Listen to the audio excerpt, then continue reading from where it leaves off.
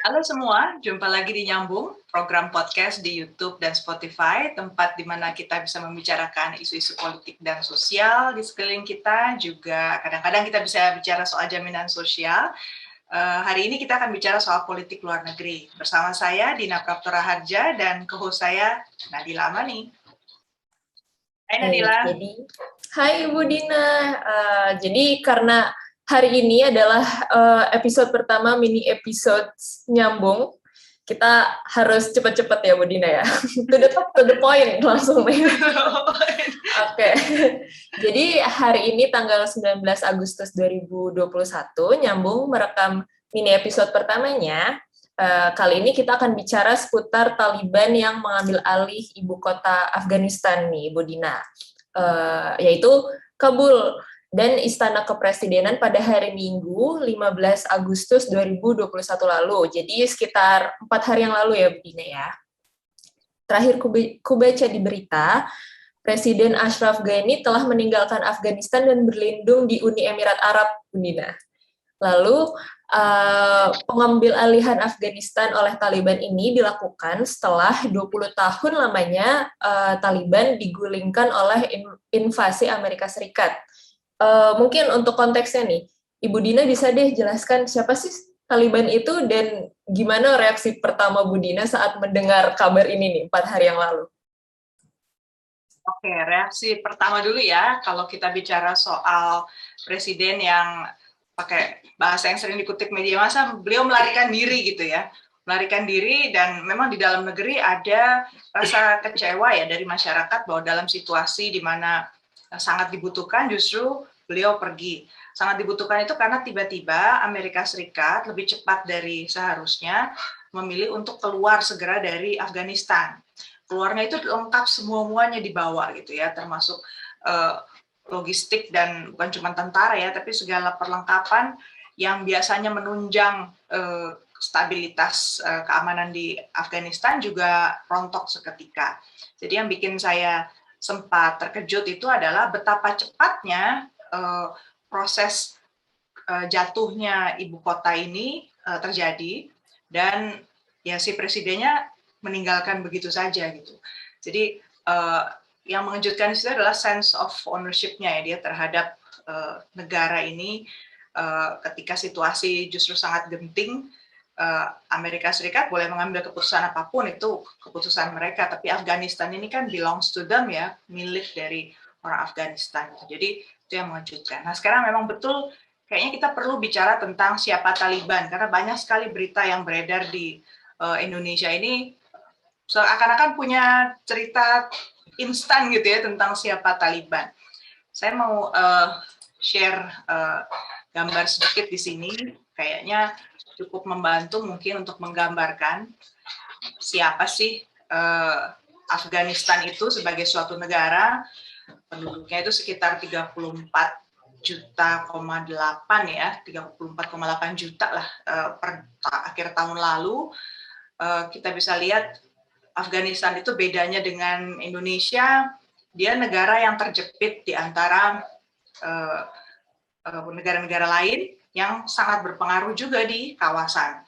Dan kita lihat dia nggak punya batas laut ya, dia landlocked ya istilahnya, itu betul-betul kanan kiri itu semua daratan dikepung oleh negara-negara lain. Para pendengar nyambung bisa lihat ya, di sini ada Iran, ada Pakistan, ada Turkmenistan, Uzbekistan, Tajikistan, dan China yang paling besar juga punya perbatasan. Dan kalau mau disorot zoom in lebih dekat lagi, kita bisa lihat tempat-tempat di mana batas-batas negara ini terjadi, itu juga banyak sekali suku bangsanya. Jadi negara Asia bagian ini itu batas negara itu tidak lebih kuat ikatan batinnya dibandingkan ikatan suku yang sudah ada beratus-ratus tahun sebelum ada garis batas negara Afghanistan. Jadi di sini bahkan ada batas dengan Cina, misalnya itu ada Xinjiang ya. Ada Xinjiang di situ, kita tahu ada suku Uighur di situ.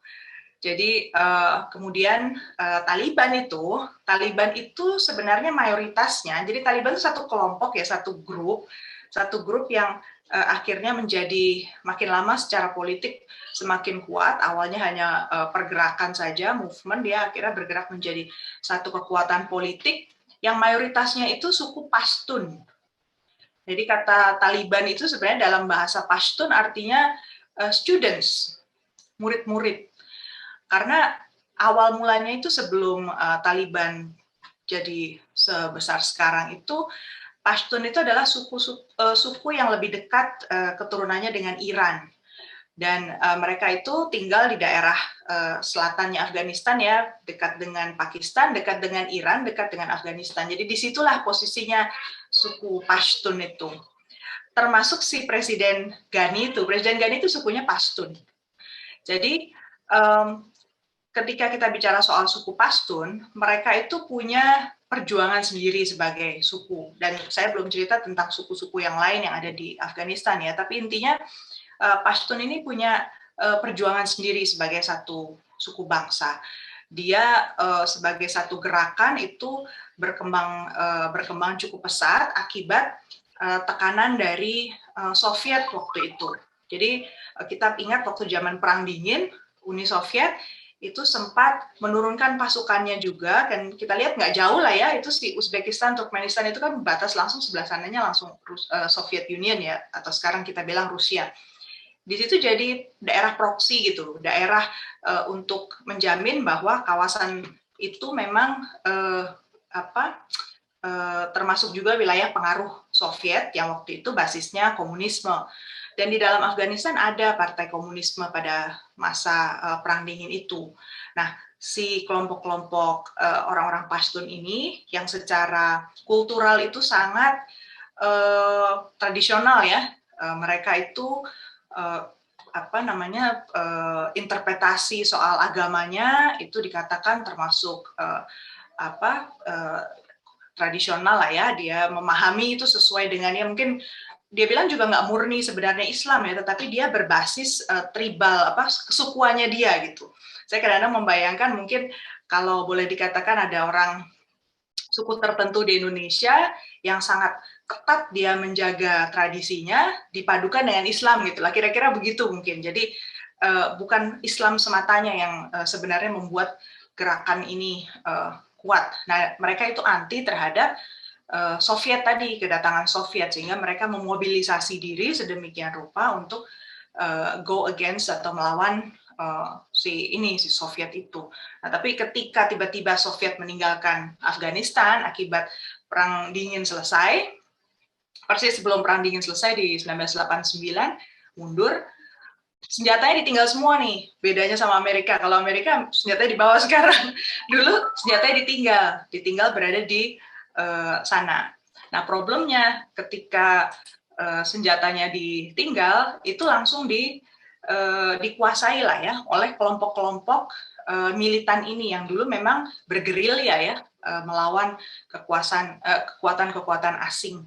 Dan pada saat Soviet itu masih berkuasa, suku-suku yang lain, termasuk yang paling terkenal itu mujahidin, kaum mujahidin. Kaum mujahidin itu artinya kaum yang berjuang untuk jihad ya. Basis mereka juga sama, mereka anti terhadap komunisme. Jadi pada masa itu dia didukung oleh Amerika Serikat. Nah, itu berhadapan-hadapan akhirnya dengan grup si Soviet ini. Ketika Sovietnya pergi, kita bisa membayangkan berarti ada kelompok-kelompok yang punya massa, punya kemampuan mobilisasi senjata juga, punya pengaruh. Nah, inilah yang kemudian saling berhadapan-hadapan di Afghanistan. Jadi sempat terjadi perang saudara yang sangat panjang ya. Afghanistan itu sebelum akhirnya Amerika masuk dan kemudian naruh pasukan di sana, sebelum ada perang war on terror, sebenarnya suasana di Afghanistan sendiri betul-betul dikuasai oleh aneka suku.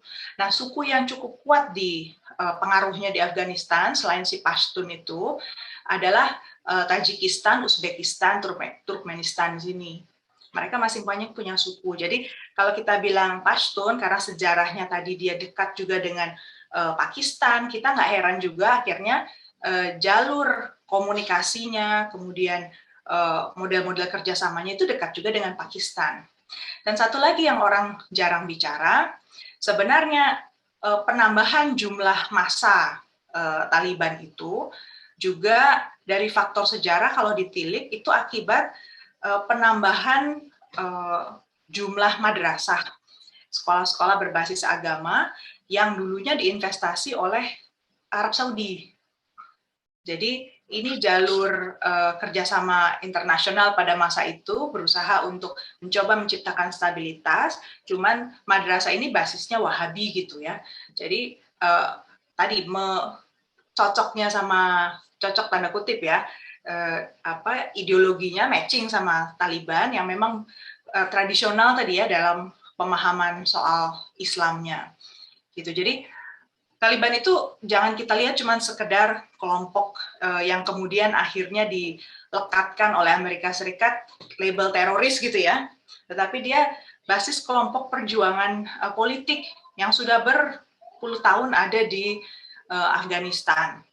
Jadi kalau melihat Taliban sendiri memang ini ya, saya nggak mengatakan bahwa Taliban tidak berevolusi, dia dari waktu ke waktu juga berubah ini nuansanya, cara kerjanya, cara mereka merekrut, kemudian apalagi seiring dengan datangnya Amerika Serikat yang kemudian bolak-balik bilang ya, kita sering dengar bahwa Taliban itu kerjasama dengan ISIS, kerjasama dengan Al-Qaeda gitu ya.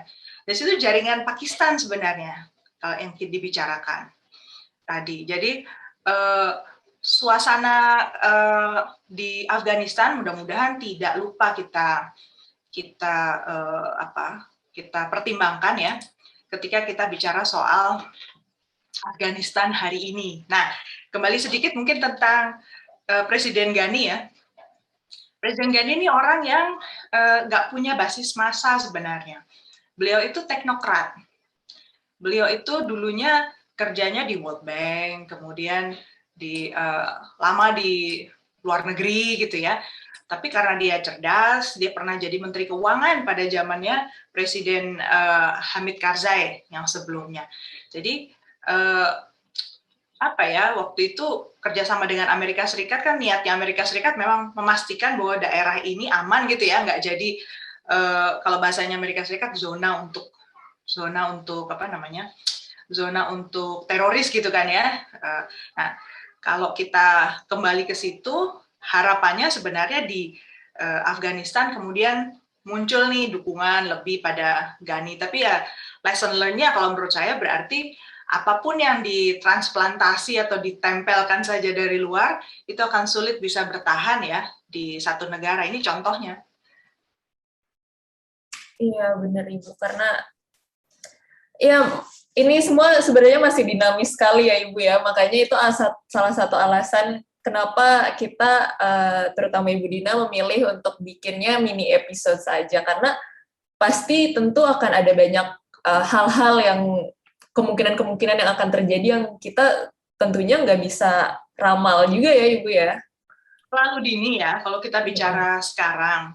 Cuman memang karena saya katakan bahwa Afghanistan betul dalam kondisi genting, tetapi terlalu cepat kita menjustifikasi gitu, yang ini dia jatuhnya jadi sangat mengerikan gitu ya satu daerah, karena ada rasa panik, ada rasa takut dari masyarakat. Mereka sudah paranoid terhadap ini karena perang saudara di antara mereka kan udah bertahun-tahun ya. Jadi bayangan mereka kestabilan itu pasti lekat kaitannya dengan siapa yang bisa berhadapan dengan yang pegang senjata. Itu sih gambarannya. Oke. Mungkin setelah kita tahu nih, udah dijelasin sejarahnya tadi kan sama Bu Dina, sebenarnya Taliban itu asalnya dari mana dan gimana dia hubungannya sama Amerika dan negara-negara di sekitarnya. Mungkin gini deh Bu, walaupun mungkin sedikit terlalu dini ya, tapi kalau dari pandangan Ibu Dina, apa sih pengaruhnya keadaan Afghanistan ini kepada kawasan, terutama kan pasti nanti akan ada banyak refugees ya Ibu, negara-negara seperti Iran, dan aku nggak tahu negara mana lagi yang bukan negaranya untuk refugees. Itu menurut Ibu Dina apa pengaruhnya? Jadi pertama-tama dalam situasi seperti ini terjadi pergantian kekuasaan secara cepat di suatu negara. Kita harus ingat bahwa tidak ada satu negara pun yang bisa berdiri tanpa kawan. Jadi Taliban sebagai kekuatan politik yang sekarang menguasai Afghanistan pasti akan mencari dukungan, mencari legitimasi dari negara-negara lain. Pertanyaan mendasarnya adalah dari siapa? Siapa yang sudah paling cepat berusaha untuk didekati oleh Taliban dan juga sudah mulai menunjukkan tanda-tanda akan mendukung atau recognizing lah Afghanistan itu silakan diwakili oleh Taliban gitu. Ini pertanyaan kita cermati betul nanti di PBB ya, terutama di Perserikatan Bangsa-Bangsa yang akan muncul siapa.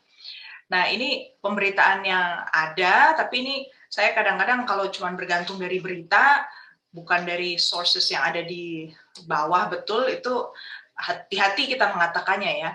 Jadi pemberitaan bilang bahwa sebenarnya Cina sudah mulai memberikan dukungan pada Taliban dengan janji nantinya Cina diizinkan untuk ya investasi lah gitu di Afghanistan. Nah, pertanyaan yang paling mendasar di situ di benak saya adalah kelompok yang ada di Afghanistan itu banyak seperti yang saya ceritakan, bukan cuma Taliban. Dan mereka bukan kemudian nggak ada ya, mereka ada. Itu satu. Kemudian yang kedua, Taliban itu faksinya juga banyak. Jadi biasanya kalau untuk menumbangkan kekuasaan, orang bersatu gitu kan. Tapi nanti begitu sudah dapat kekuasaan, tengkar juga mereka. Pecah-pecah juga kan. Yang satu mau kerjasama dengan Cina, mungkin yang lain mau dengan Rusia atau Pakistan. Ini tanda tanya besar juga karena Pakistan juga satu kekuatan besar yang tadi secara sejarah kita lihat itu dekat ya dengan rural areas ya, daerah pedesaan yang memanjang di situ di sepanjang perbatasan Pakistan sama Afghanistan. Ini mau apa mereka ini? Jadi belum lagi negara-negara barat macamnya Eropa, posisinya apa gitu. Tinggal kita lihat dulu, belum cukup terbaca saat ini, jadi lebih baik kita tunggu. Nah, kalau secara kawasan yang lebih luas, yang perlu kita antisipasi justru Amerika Serikat menurut saya. Jadi dengan begitu cepatnya Amerika Serikat menarik diri dari kawasan Timur Tengah, di sini yang perlu kita cermati juga apakah upaya Amerika untuk menyembuhkan dirinya sendiri secara politik ya di dalam negerinya itu akan terus terjadi di berbagai negara. Jadi dia nggak peduli lagi di negara itu akan ada perang saudara atau ada pembunuhan atau ada ketidakpastian politik. Yang penting Amerika selamat gitu. Jadi itu yang perlu kita cermati sebenarnya menurut saya.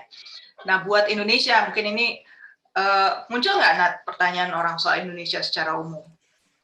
Muncul sih Bu, banyak pastilah, karena apalagi di media-media kan banyak yang tanya Indonesia gimana nih, apalagi Indonesia punya sejarah juga kan, ada beberapa kelompok yang terlibat sama Taliban gitu Bu Dina. Jadi gimana itu Ibu? Nah, kalau kita secara diplomatis, secara diplomasi, saya lihat pastinya pemerintah Indonesia nunggu nih siapa posisi representasi yang diterima luas di PBB, itu yang nanti akan jadi pegangan, itu satu. Tapi yang kedua, betul pertanyaan Nadila, di tataran praktis, respon dari yang di bawah seperti apa. Sejauh mata memandang sih saya lihat lebih banyak ketegangan itu lebih interpretasi orang-orang Indonesia ya, dan wujud dari keterbatasan informasi yang orang Indonesia punya tentang situasi real di lapangan di Afghanistan. Jadi saya menyarankan untuk kita lebih hati-hati, kita bisa bahas dalam nyambung yang berikutnya soal itu.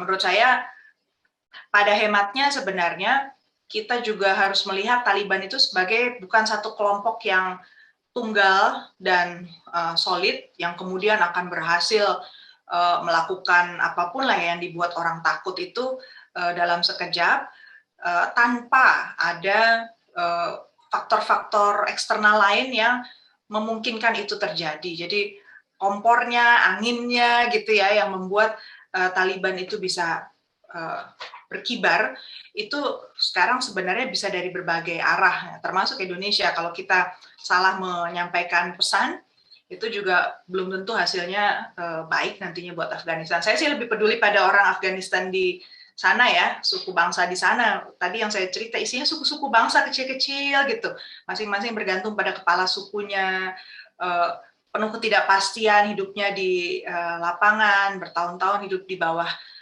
kekerasan. Nah itu yang harusnya juga jadi keprihatinan kita. Jadi bukan sekedar politik praktis belaka yang mestinya kita omongin. Itu aja Nadila mungkin buat sekarang. Iya, benar, setuju Ibu. Karena sayangnya ini hanya mini episode, jadi kita cuma sebentar, tapi para pendengar harus nunggu main episode-nya tentang Afghanistan ini ya, saat nanti keadaannya sudah lebih berkembang ya Bu Dina ya. Kita lihat aja, pasti dalam beberapa hari ini Afghanistan akan ada pemberitaan baru. Kita berangkat dari situ ya. Oke, siap. Ada kata-kata penutup Bu Dina untuk menyimpulkan semuanya? Ya tadi aja ya, kita lebih hati-hati lah menyikapi pemberitaan yang ada di sekeliling kita. Saya saksikan ada cukup banyak forwardan, WhatsApp lah, segala macam foto-foto dan lain-lain yang kita harus hati-hati menyikapinya, betul-betul harus bijaksana menyikapinya. Ini eranya sosmed, di mana apa disampaikan oleh sosmed, tetapi belajarlah kita dari sejarah, bacalah lebih dalam supaya cara kita memaknai itu jangan sampai keliru gitu. Jadi ya salah satunya coba dengar Nyambung ya. Stay tune. Stay tune.